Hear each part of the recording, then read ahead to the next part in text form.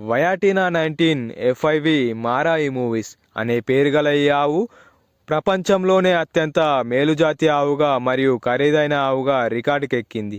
మరి ఈ జాతి ఆవుకి గల ప్రత్యేకతలు ఏమిటో మనం ఈ వీడియోలో తెలుసుకుందాం.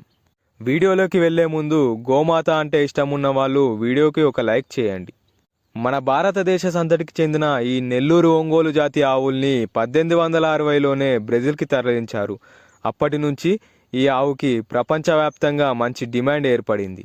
ఈ జాతికి చెందిన ఆవులు ఒక బ్రెజిల్లోనే 16 మిలియన్ల వరకు ఉన్నాయి. దీంతో ఫలితంగా బ్రెజిల్లో ఇప్పుడు క్షీర విప్లవం కొనసాగుతుంది. పాలతో పాటు వీటి వీర్యాన్ని విక్రయించడం వల్ల బ్రెజిల్ ఏటా $1 బిలియన్ సంపాదిస్తుంది.